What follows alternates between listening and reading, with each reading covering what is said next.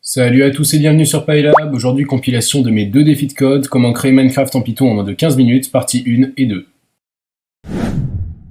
Ok, objectif du jour, créer Minecraft en Python en moins de 15 minutes. Python, c'est pas vraiment fait pour la 3D, c'est trop lent, trop limité, trop dépendant. Heureusement, il y a Ursina, une bibliothèque de Python qui permet d'avoir un rendu 3D pas trop dégueu. Bon, pour commencer, il me faut un bon IDE. Je prends PyCharm, je l'ouvre, je crée mon premier fichier. J'installe ensuite Ursina dans le dossier du projet. Puis je l'importe dans le fichier. Enfin, on peut passer au code. Je commence par créer une simple surface d'affichage. Wow! Je crée le player me servant d'une des classes d'Ursina. Et j'ajoute le réticule. J'enlève le losange. J'enlève le ciel par défaut et j'ajoute un ciel bleu.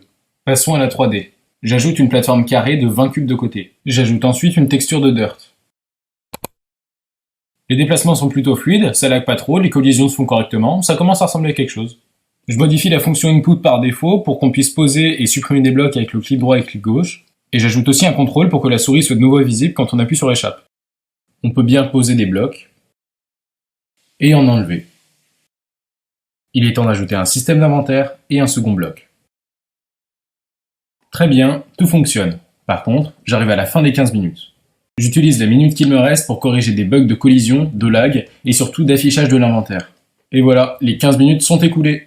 C'est encore loin de la version de Minecraft actuelle, codée en Java, mais on a les bases. À partir de là, c'est très simple d'ajouter de nouveaux types de blocs. Bien sûr, il manque la génération du monde, le craft, les mobs, les sauvegardes. Ok, objectif du jour, créer Minecraft en Python en moins de 15 minutes, partie 2. Dans la première partie, on a commencé par gérer les mouvements, la pose et la destruction des blocs et les textures.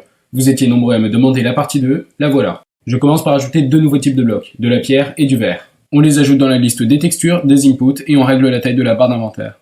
Je change aussi les icônes de la barre d'inventaire pour qu'ils soient en 3D. Pour cela, je change complètement la logique de l'inventaire et malheureusement, ça me fait perdre beaucoup de temps. Ensuite, je vais ajouter un effet de particules quand un bloc est détruit. C'est bien, mais pas très impressionnant. On va améliorer ça en ajoutant beaucoup plus de particules. On passe à 30 particules. On les fait plus petites, seulement des fragments de la texture, avec une gravité indépendante pour chaque particule, une vitesse plus élevée et une disparition progressive.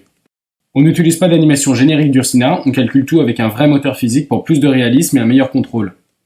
Maintenant, on s'attaque à un gros morceau, la génération aléatoire du monde. Je voudrais pour l'instant qu'il soit composé d'une couche de pierre, surmontée d'une couche de terre puis d'une couche d'herbe. Je commence donc par ajouter le bloc d'herbe. Le problème avec le bloc d'herbe, c'est qu'il a une texture pour le dessus, une autre pour le dessous et une autre pour les côtés. Ça m'oblige à ajouter plein de nouveaux codes et je perds de précieuses minutes. Ce simple bloc d'herbe me rajoute près de 70 lignes de code. Ensuite, on importe le module Noise. Ça nous permet de créer un bruit qui permet de déterminer la hauteur aléatoire de chaque couche du terrain. On redéfinit également le point d'apparition du joueur en fonction de la génération du monde. Parfait. Maintenant, on va élargir le monde tout en nettoyant notre code au maximum pour pas que ça lag. La principale source de lag, c'est le bloc d'herbe. Mais bon, on va pas faire Minecraft sans bloc d'herbe, ça n'aurait pas de sens. Alors j'essaie d'économiser de la puissance de calcul en supprimant toutes les fioritures. Maintenant, le code ne fait même pas 200 lignes, mais ce sont des lignes lourdes, très chargées, qui demandent tout de même une grande puissance de calcul. Chaque bloc est calculé comme une entité. Pire, chaque bloc d'herbe est calculé comme 6 entités.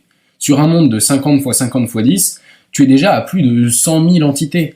Notre Minecraft en Python ne connaîtra sûrement jamais un monde de plusieurs milliers de blocs. Chaque minuscule gain ou perte de temps est démultiplié par le nombre aberrant d'entités.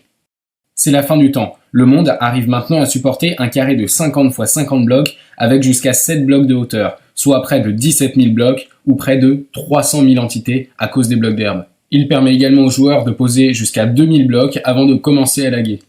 Si vous avez aimé, n'oubliez pas de liker. Si vous voulez progresser en Python, abonnez-vous et commentez si vous voulez une partie 3 avec l'ajout des mobs et du craft.